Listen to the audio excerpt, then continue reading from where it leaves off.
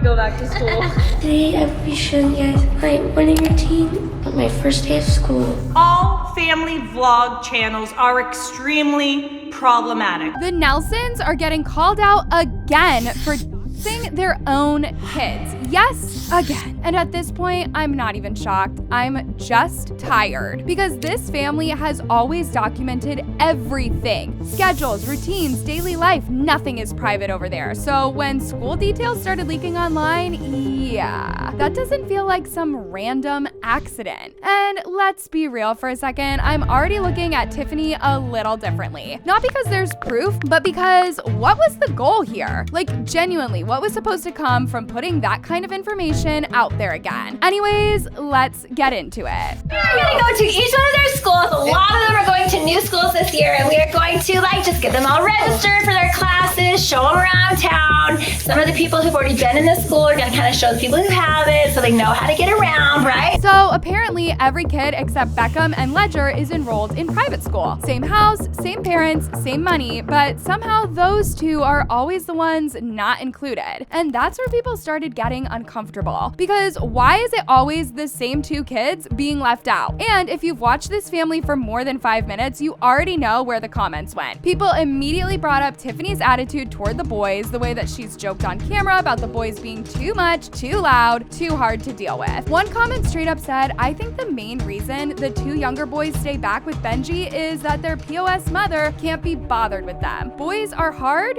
BS. And viewers are sitting there like, okay, but does that mean that they don't deserve the same opportunities as the rest of the kids? Because education shouldn't be something that you earn by being easy to manage. From what's publicly available, it looks like they're paying around $130,000 to $140,000 a year total just for the kids in private school. And I'm sorry, but when you put that next to everything else, an $8 million house, designer clothes everywhere, cars, constant trips, flights, concert tickets, like the money is just never ending. This family is not struggling, not even a little. So that's why the question keeps coming up. Why are Beckham and Ledger always the exception? One person pointed out something that a lot of viewers agreed with. Most likely, the older kids going to private schools allows them to travel more. Notice how Beckham and Ledger tend to stay back in Hawaii with Benji. Another comment added, yep, the private schools don't have different attendance requirements. There are workarounds at a private school to still getting all of your stuff done on time and graduating on time. They're more likely to give you correspondence work. And that's kind of the point. If Tiffanny really wanted Beckham and Ledger in private school too, she could make it work. So the whole logistics issue, it's not really landing for a lot of people. You might want to come on my walk. It's okay, we'll walk together later at the park, but right now I'm just going to do a quick walk so that we can get you guys ready for school. Is that a good idea?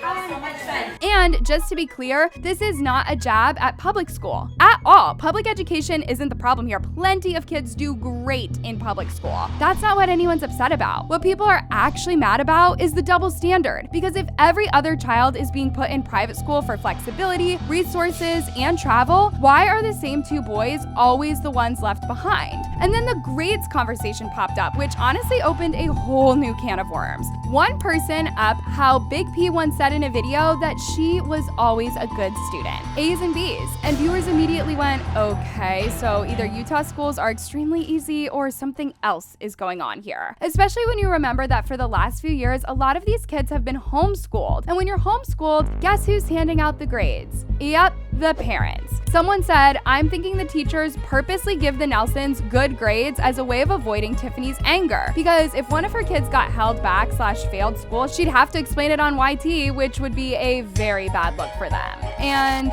yeah, that raised some eyebrows because when your entire brand is built on perfection, perfect kids, perfect family, perfect routine, failure isn't really an option, especially when everything is being filmed. And what really gets me is that this isn't even the first time this happened. Like, not even close. There's literally a Reddit thread from 3 years ago talking about their kids' school details getting leaked. Back then, Tiffanny mentioned in a video that Paisley's school had been leaked and she was blaming some random person online for posting bad things about her. Of course this happened. You film everything. Cameras in the kids' faces 24/7, schedules, routines, where they are, where they go, their home address was already floating around online, they film in their neighborhood, their hometown. Nothing is private. Someone else reminded everyone of that Ken wedding video. Remember when the wedding invitations were shown on camera with the address on them?